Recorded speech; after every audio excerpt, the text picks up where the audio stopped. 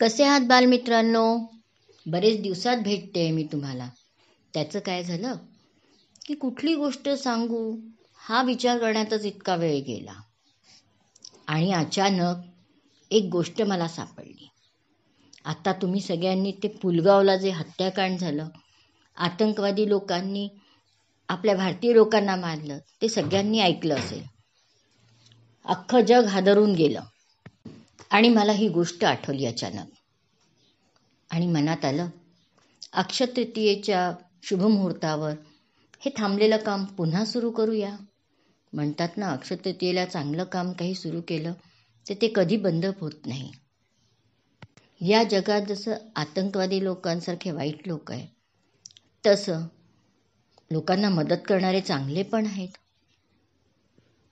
तिथल्याच लोकांनी या आतंकवादींना खूप प्रार्थना केली की या निर्दोष लोकांना तुम्ही का मारता, तरी त्यांनी मारलं. पण त्यानंतर जे चांगले होते त्यांनी या लोकांना घरापर्यंत पोहोचण्यात मदत केली. जे जखमी झाले होते त्यांच्यावर औषधोपचार केला. असं नेहमीच घडतं.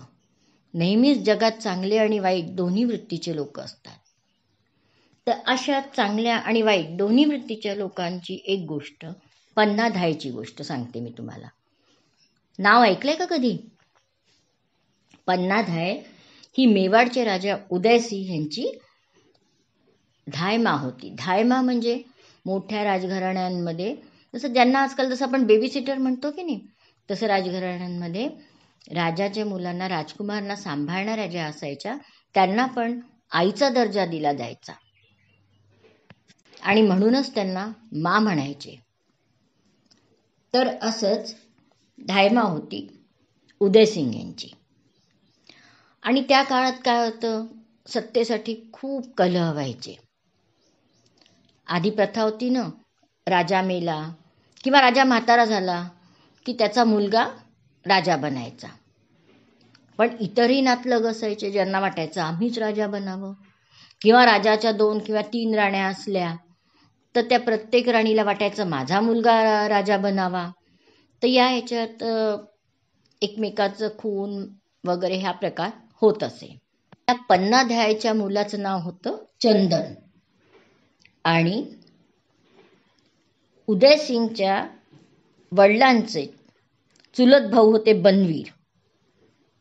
त्यांना वाटलं की आपण राजा बनावं आणि त्यांनी षड्यंत्र रचलं की काही करून त्या उदयसिंगचा खून करायचा. आधी त्यांनी उदयसिंगच्या वडिलांचा खून केला आणि मग आता तो उदयसिंगचा खून करायला येणारच होता. तर त्या काळी आजकाल आपण ज्यांना डिटेक्टिव्ह म्हणतो ना, तसे त्या काळी पण असायचे.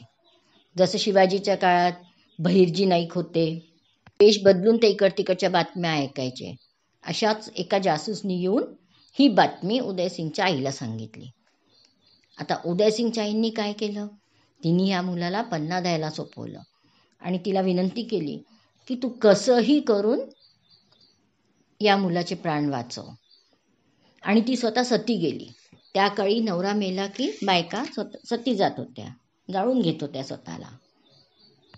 पन्नाधायनी काय करावं, तिने एक टोपली आणली, त्यात त्या उदयसिंगला ठेवलं, आपल्या मुलाचे चंदनचे कपडे त्याला घातले, वरून पानांनी त्याला पूर्ण झाकून दिलं, झाडाच्या पानांनी, आणि एका सेवकाकडून त्याला दुसऱ्या किल्ल्यात पाठवलं.